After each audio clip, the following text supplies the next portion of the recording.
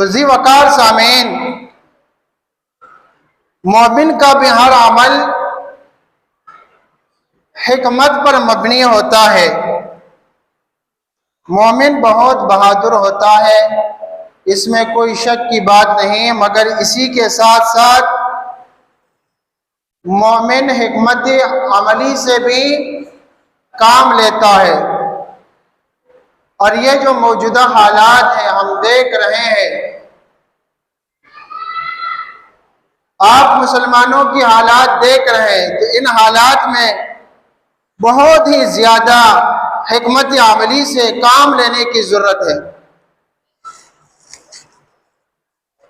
जो मौजूदा हालात आप देख रहे हैं, फलस्तीन के ऊपर जो मजालिम हो रहे हैं,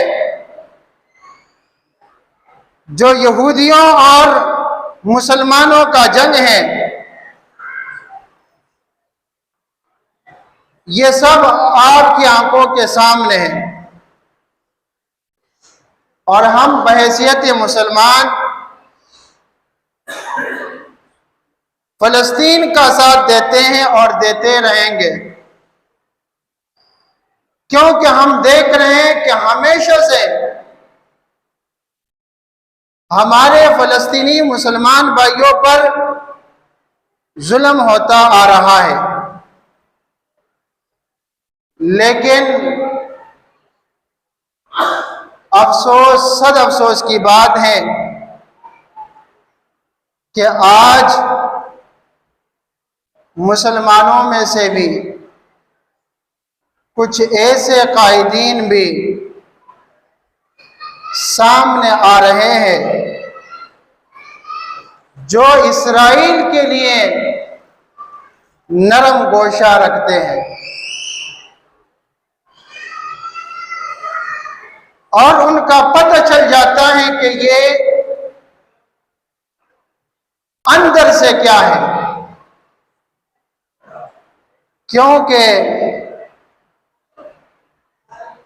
ईमान का पता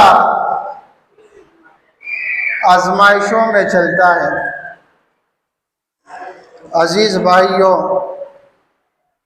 ये जो आजमाइशें आती हैं, इन आजमाइशों में भी बड़ी हिकमत होती है। अगर आपकी जिंदगी में हमेशा खुशियां ही खुशियां हो, तो आपको कभी भी अपने असल दुश्मन का पता नहीं चलेगा,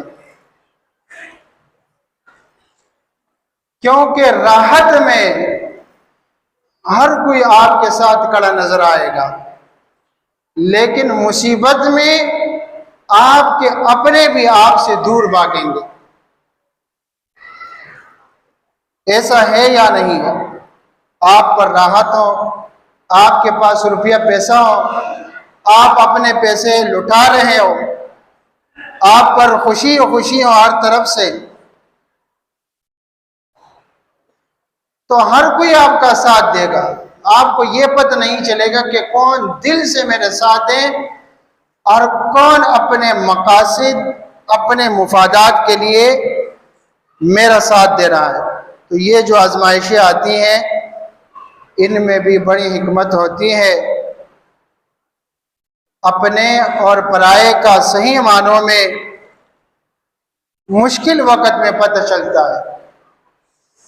जब आप हंस रहे होते हैं तो सारी दुनिया आपके साथ हंस रही होती है, लेकिन जब आप रो रहे होते हैं तो आपको फिर अकेला ही रोना पड़ता है।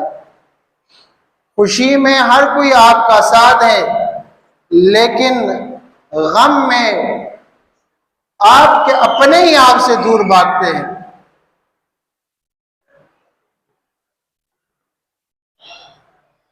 तो कभी जाती जिंदगी में भी मुश्किलात आती हैं, कभी इज्तिमाई जिंदगी में भी कौमों पर ऐसी हालात आती हैं,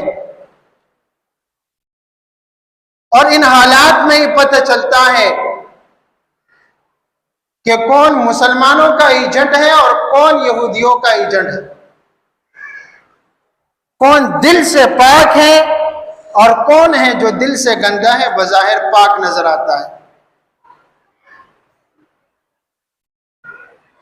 सूरत आल इमरान की आयत नंबर 179 में अल्लाह रब्बुल आलमीन ने इरशाद फरमाया है, मा कान अल्लाहु लियज़रल मुमिनीन अला मा अंतुम अलैहि, कि ए मुसलमानों जिस हालत पर तुम हो हमेशा इसी हालत पर तुम नहीं रहोगे। यह अल्लाह की हिकमत अमली है, यानी तुम पर मुश्किल वक़्त भी आएगा, तो वो मुश्किल वक़्त जब आएगा उसमें जो हिकमत अमली होती है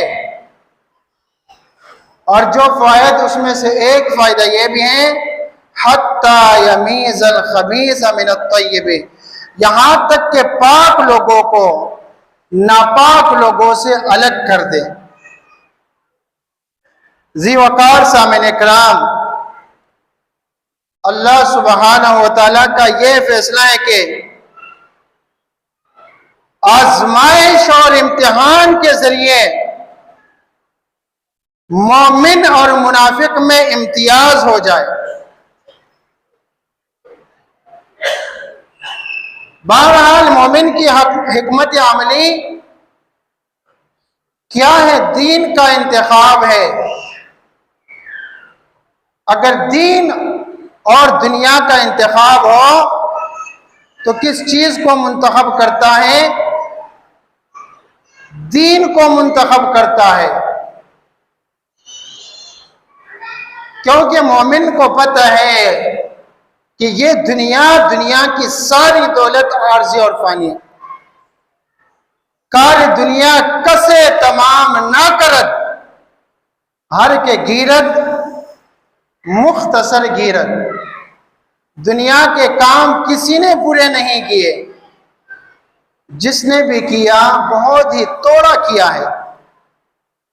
प्यारे भाइयों, लुकमान हकीम की नसीहतें मारूफ है, मशहूर है, और यह एक ऐसी शख्सियत है जिसका जिक्र कुरान मजीद में है, और इसके नाम पर एक मुकम्मल सूरत है, सूरह लुकमान। तो उसने अपने बेटे को जो नसीहतें की हैं, बहुत ही लाजवाब नसीहतें हैं। वो नमाज के मुतालिक नसीहत है, अल्लाह से डरने के मुतालिक नसीहत है, खौफ इलाही, वालिदैन के मुतालिक नसीहत है, वालिदैन की फरमाबरदारी, वालिदैन से हुस्न सलूक, तकब्बुर से बचने की वसीयत है, नसीहत है। और उन नसीहतों में एक ये भी नसीहत है कि मेरे प्यारे बेटे, दुनिया के लिए उतनी मेहनत कर जितनी के दुनिया की जिंदगी है, और आखिरत के लिए इतनी मेहनत कर जितनी के आखिरत की जिंदगी है। मतलब यह है कि दुनिया की जिंदगी तो आर्जी है, फानी है, और आखिरत की जिंदगी वो तो लाजवाल जिंदगी है, हमेशा हमेश के लिए है। यानी आपकी सारी कोशिशें आखिरत के लिए होनी चाहिए। जब दुनिया और आखिरत की बात हो तो आपने अहमियत किसको देनी है?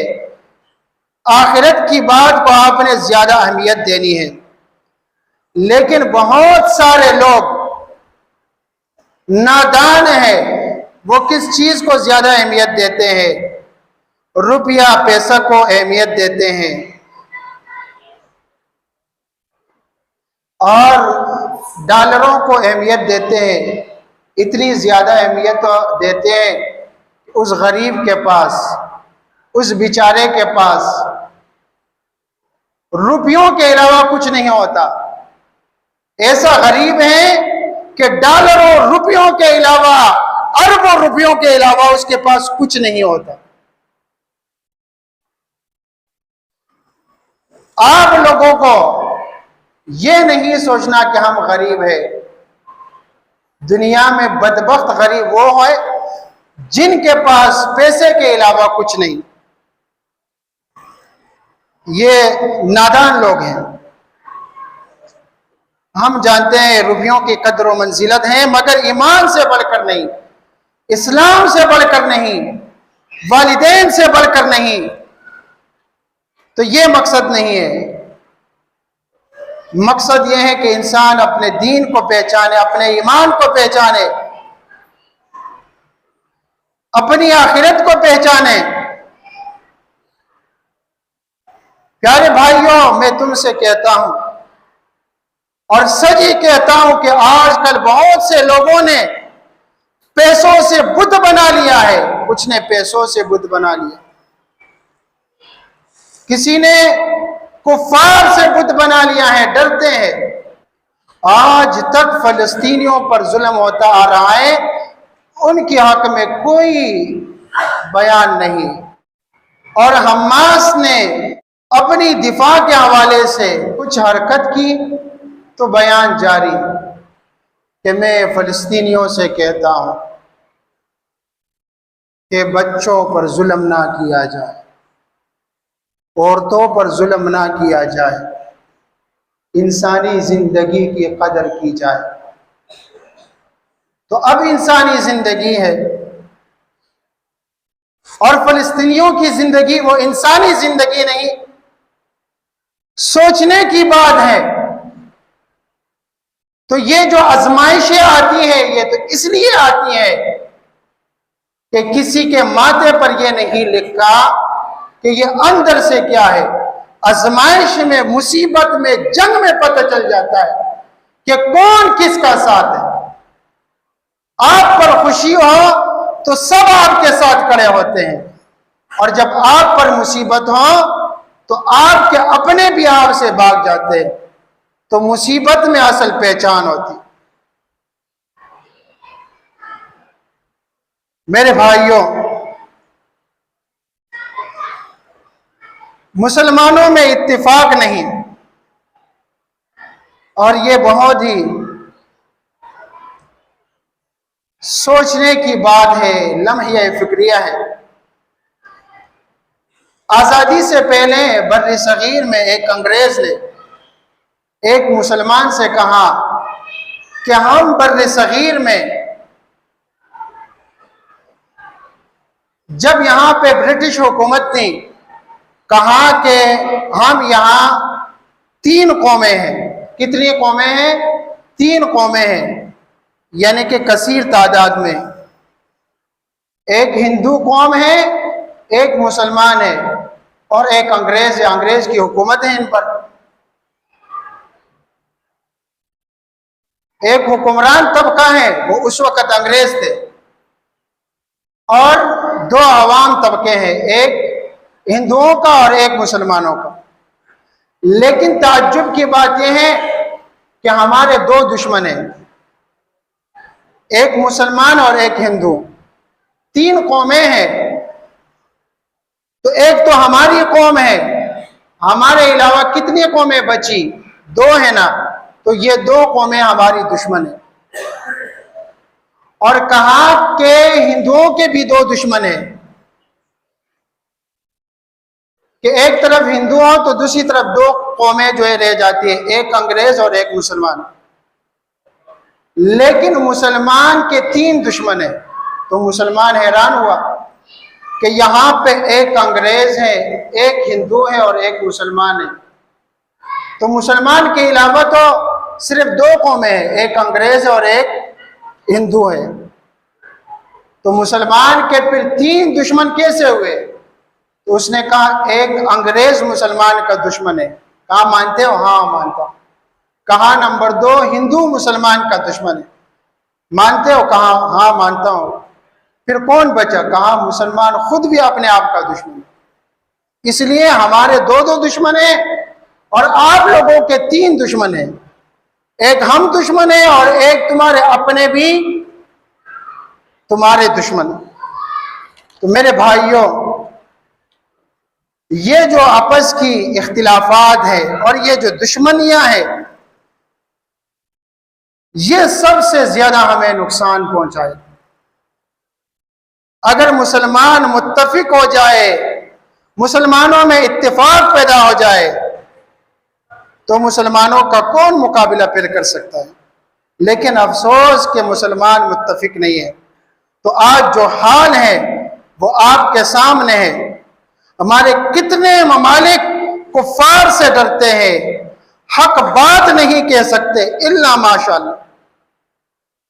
अबुल कलाम आजाद के अल्फाज थे कि मुसलमानों, आज तुम जल्जलों से डरते हो, कभी तुम खुद एक जल्जला थे, आज अंधेरों से कांपते हो, और क्या याद नहीं कि तुम्हारा वजूद एक उजाला था।